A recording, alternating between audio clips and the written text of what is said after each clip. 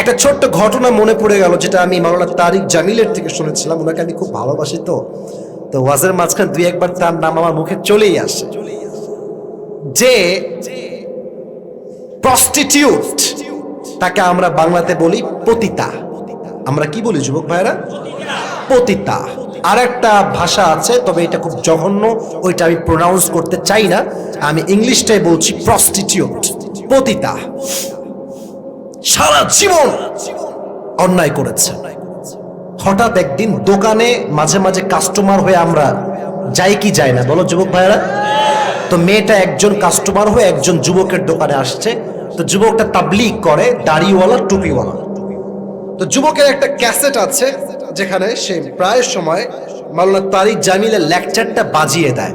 আমাদের দেশের প্রায় দোকানে আজকে দেখবেন ভোরবেলা দোকান যখন খোলা হয় আজহারের ওয়াজ চালু হয়ে যায়। This is the power of Islam. এটাই তো ইসলাম।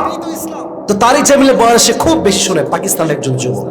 তো এটা একদম রিয়েল স্টোরি বলছি, তুমি চাইলে ইউটিউবে চেক করতে পারো। আমি একটা কথাও একটা শব্দ তোমাকে বানিয়ে বলছি না আমার যুবক ভাইয়ারা।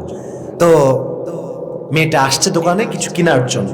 ওই দিক থেকে ক্যাসেটে একটা সাউন্ড বাজতেছে তারিক জামিলের বয়ানে। উনি বলতেছেন, আমি উর্দুটা কোট করছি, then I will translate to Bangla ইনশাআল্লাহ। আগে উর্দুটা বুঝবেন উনি যা বলছেন। উনি বলছেন, अल्लाह ने कहा है, ऐ मेरे बंदो, ऐ मेरे बंदी, अगर तुमने सारी जिंदगी भर भी गुनाह किया है, फिर मेरी रहमत से तुम मायूस कभी ना होना। याद रखना, तुमने जितनी भी गुनाह किया है, चाहे वो जितना भी बड़ा हो, वो मेरी रहम से ज्यादा बड़ा नहीं हो सकता। और एक बात याद रखना, अगर तुमने सारी जिंदगी भर भी गुनाह किया है और एक दफा तुम जब कहोगे अल्लाह तुम मुझे माफ कर दे, मैंने तौबा कर लिया, तेरी कहने से पहले मैं तेरी तौबा को कबूल कर लूंगा। কথা কি বোঝা যায়? নোয়াখালীর ছেলেপেলেরা বোঝা যায়? ওনার মেসেজটা ছিল এরকম, সারা জীবন গুনাহ করলো, doesn't matter, I don't care about your scenes.